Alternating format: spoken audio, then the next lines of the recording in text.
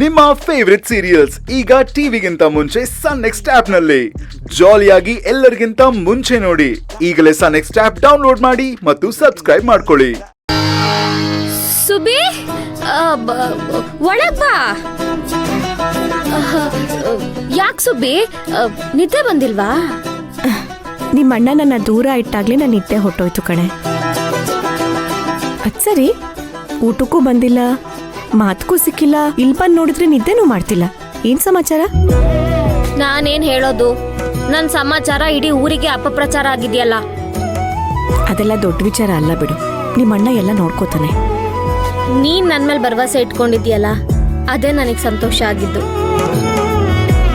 ನೀನ್ ನಿನ್ ಫ್ರೆಂಡನ್ನ ಉಳಿಸ್ಕೊಬಿಟ್ಟೆ Subbi, thank you.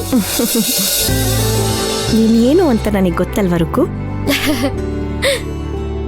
ನಿಮ್ಮ ಅಣ್ಣನ ನಾನು ಹೋಲ್ಸ್ಕೋಬೇಕಾದ್ರೆ ನೀನೇ ಅಲ್ವಾ ನನಗೆ ಐಡಿಯಾ ಕೊಡ್ತಾ ಇದ್ದಿದ್ದು. ಆ ಭೂಮಿ ಕಿರಿಕ್ ಮಾಡ್ತಿರ್ಬೇಕಾದ್ರೆ ನೀನೇ ನನ್ನನ್ನ ಎಚ್ಚರಿಸ್ತಾ ಇದ್ದಿದ್ದು. ಹಾಗಾಗಿ ನೀನ್ ಯಾವ ರೀತಿ ಯೋಚನೆ ಮಾಡ್ತೀಯ ಅಂತ ನಾನು ಚೆನ್ನಾಗಿ ಅರ್ಥ ಮಾಡ್ಕೊಂಡಿದ್ದೀನಿ. ಹೌದು, ಇಷ್ಟಕ್ಕೂ ಕೃಷ್ಣ ಯಾಕೆ ನಿನ್ ಮೇಲೆ ಕವಿತೆ ಬರ್ತಿದ್ದಾನೆ? ಅದ ಆಶ್ರಮದಲ್ಲಿ ಒಂದ್ ನಾಟಕ ಮಾಡಿಸ್ತಾ ಇದ್ದೀವಿ, ಮಾಡರ್ನ್ ಮೇಘ ಸಂದೇಶ ಅಂತ.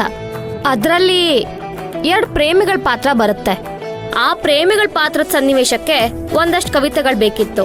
ಕೃಷ್ಣ ನಾನೇ ಬರ್ಕೊಡ್ತೀನಿ ಅಂತ ಅಂದ. ಬರ್ಕೊಡು ಅಂತ ಅಂದೆ, ಅಷ್ಟೇ.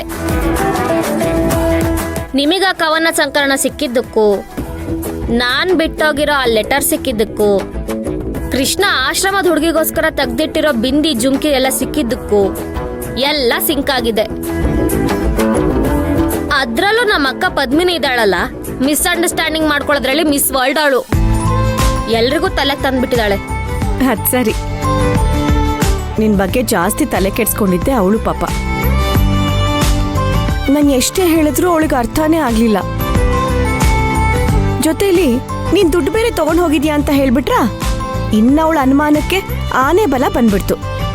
ಸದ್ಯ ನೀನ್ ಹೇಗೋ ಬಂದಿಯಲ್ಲ, ನನಗದೇ ಸಂತೋಷ. ಹೌದು ರುಕು, ನಿನ್ ರೂಮಲ್ಲಿ ಏನೋ ಪರ್ಫ್ಯೂಮ್ ಘಮ ಬರ್ತಾ ಇದೆ. ಪರ್ಫ್ಯೂಮಾ? ನಾನ್ ಪರ್ಫ್ಯೂಮೇ ಹಾಕಲ್ಲ ಸುಬ್ಬಿ. ಅದ್ ನನಗ್ ಗೊತ್ತಿಲ್ವೇನೆ. ಇದು ಇದು ಜೆಂಟ್ಸ್ ಯೂಸ್ ಮಾಡೋ ಪರ್ಫ್ಯೂಮ್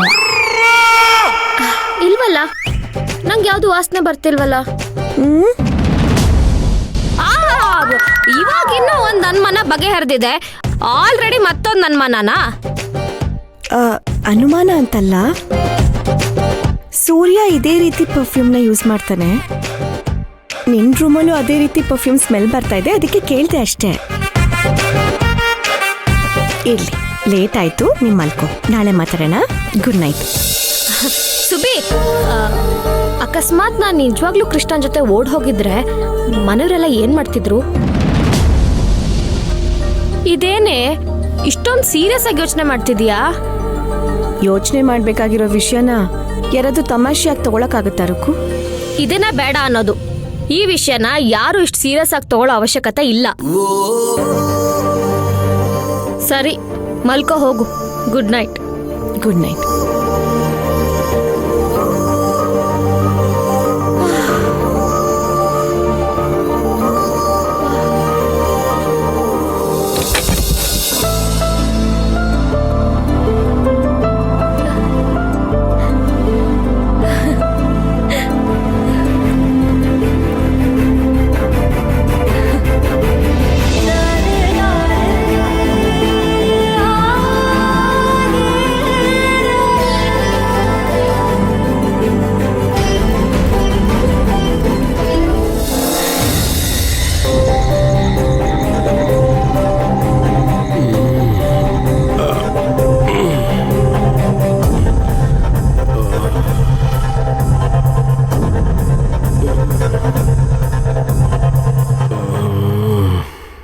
ರೀ ರೀ, ನಿದ್ದೆ ಬರ್ತಿಲ್ವಾ? ಎಲ್ರೂ ಸೇಫ್ ಆಗಿ ಬಂದಾಯ್ತಲ್ಲ, ಇನ್ನು ಏನು ಯೋಚನೆ ಮಾಡ್ತಾ ಇದ್ದೀರಾ? ಎಲ್ಲ ಸರಿ ಹೋಯ್ತು ನಾಗು, ಆದ್ರೆ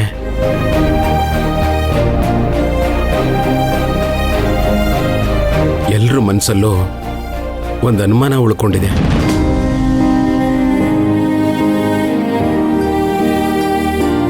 ಅನುಮಾನ ಅನುಮಾನನಾ? ಏನ್ರಿ ಅದು?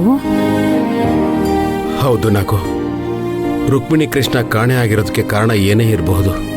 ಆದ್ರೆ ನಮಗ್ ಸಿಕ್ಕಿರೋ ಸಾಕ್ಷಿಗಳನ್ನ ಇಟ್ಕೊಂಡು ಅವರಿಬ್ರು ಓಡ್ ಹೋಗಿ ಮದುವೆ ಆಗ್ತಾ ಇದಾರೆ ಅಂತ ನಾವು ಅನ್ಕೊಂಡಿದ್ವಿ. ಅದನ್ನೇ ಊರ್ ಜನನೂ ನಂಬಿದ್ರು.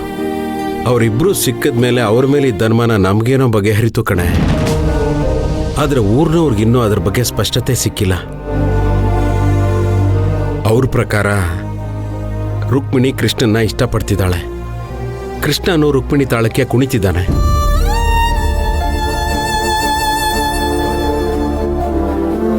ಒಟ್ಟಲ್ಲಿ ಸೂರ್ಯವಂಶದವರು ಇದನ್ನ ನೋಡಿದ್ರೂ ನೋಡದೇ ಇರೋ ಹಾಗೆ ಇದ್ದಾರೆ ಅಂತ ಅವ್ರ ಲೆಕ್ಕಾಚಾರ ಹಾಕ್ತಿದ್ದಾರೆ. ನೀವ್ ಹೇಳೋದು ಸರಿ ಇದೆ ರೀ.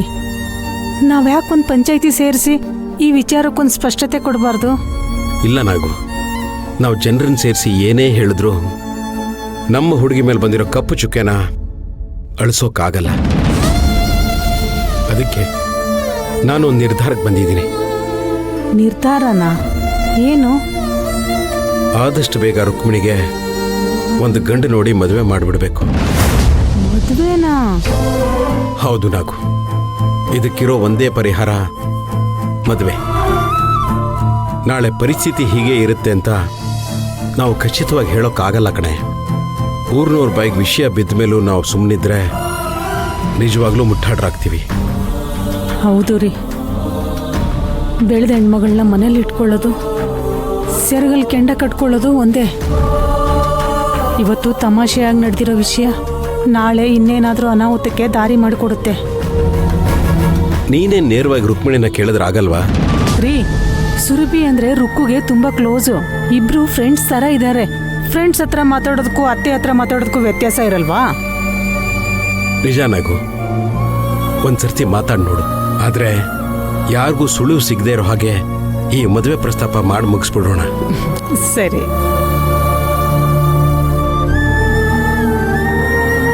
ರೀ. ಇನ್ನು ಏನ್ ಯೋಚನೆ ಮಾಡ್ತಾ ಇದ್ದೀರಾ? ನಿಮ್ ಸಮಸ್ಯೆಗೆಲ್ಲ ಸಮಾಧಾನದ ಉತ್ತರ ಸಿಕ್ತು ತಾನೇ? ಈಗಾದ್ರೂ ನೆಮ್ಮದಿಯಾಗಿ ಮಲ್ಕೊಂಡು ನಿದ್ದೆ ಮಾಡಿ. ಹೊತ್ತಾಯ್ತು. ಸರಿ ನಾಗು.